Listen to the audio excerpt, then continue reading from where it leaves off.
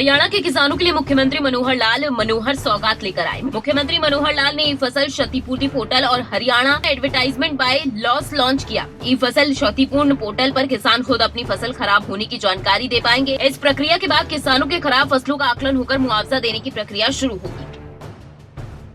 फसल नुकसान के जैसे अलग अलग स्लैब होते हैं, वो सारे अलग अलग मुआवजा उसके हिसाब से होगा। तो उन स्लैब्स में जैसे पहला स्लैब है 0 से लेकर 24% तक, दूसरा 25 से 32%, 0 से 24% का कोई मुआवजा दिया नहीं जाता है, ऐसी पॉलिसी है।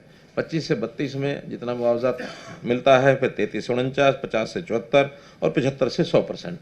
तो ये मुआवजा ये अधिकांश उन्हीं किसानों के लिए उपयोगी होगा जिन्होंने अपना फसल बीमा योजना, जो प्रधानमंत्री जी की फसल बीमा योजना है, उसमें अपना बीमा नहीं कराया है। इसके साथ ही मुख्यमंत्री मनोहर लाल ने कहा, स्थानीय निकाय चुनाव के लिए हमारी औपचारिकताएं पूरी हो चुकी है। आगे की प्रक्रिया चुनाव आयोग की ओर से होगी। स्थानीय निकाय के चुनाव हैं, चाहे वो शहरी हैं चाहे ग्रामीण हैं, वो हमने चुनाव आयोग को अपनी ओर से क्लियरेंस दे दी है। तो उनके जो फॉर्मेलिटीज़ हैं, जो उनको अपने काम करने हैं, चाहे वोटर लिस्ट का है चाहे वार्डबंदी का है, वो सब पूरा करने के बाद कभी भी ये चुनाव आयोग द्वारा घोषित हो सकते हैं। वहीं मुख्यमंत्री मनोहर लाल ने विधायकों को अपने क्षेत्र के विकास के लिए जो 5 करोड़ रुपए की राशि दी जाती है, उसे लेकर भी बयान दिया। 22 विधायक तो ऐसे हैं जिन्होंने 5 करोड़ या इससे भी थोड़ा ऊपर, यानी हाईएस्ट तो 5 करोड़ 84 लाख भी हैं एक एमएलए के। हम सोचते हैं 10-5% ऊपर भी जाए तो दिक्कत नहीं है।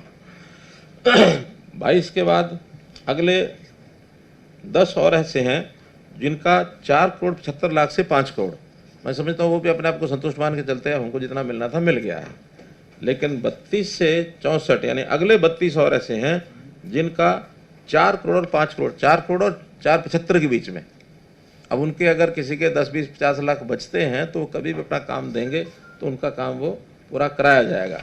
हाँ, 64 के बाद अगले 26 और ऐसे हैं, 26 में से भी 3 ऐसे हैं सिर्फ जिन्होंने 5 करोड़ में से एक भी काम हमको बताया नहीं है।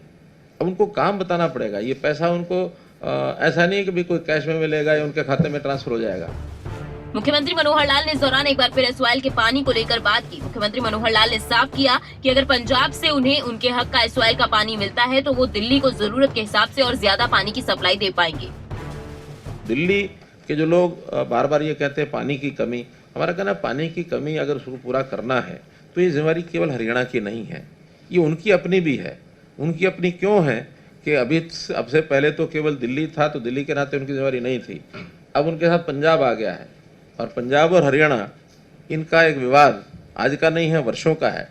अगर उस विवाद को ख़त्म करते हैं और हमें पानी जितना हमारा है 3.5 MF पानी हमको पूरा मिल जाए, एसवाइल की नहर बन जाए, हांसी बुटाना को चालू करवा दें, तो मैं ये वादा करता हूं कि और भी पानी हमको देना पड़ेगा तो उनकी डिमांड पर पानी हम दे देंगे।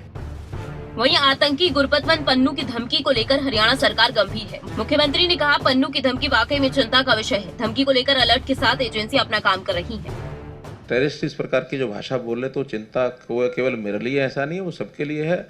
हम सब मिल करके ऐसी चीज़ों के ऊपर विचार करेंगे। लेकिन इन विषयों पर बहुत सेंसिटिव इश्यूज होते हैं, इन सेंसिटिव इशू पर कोई चीज़ ओपन कहना उचित नहीं है। जिन एजेंसीज ने जो काम करना है, ये विषय हरियाणा स्टेट के लिए भी गंभीर है, ये देश के लिए भी गंभीर है। केंद्र सरकार भी सब देखती है कौन आदमी क्या बोलता है, उसके क्या एक्शंस हैं।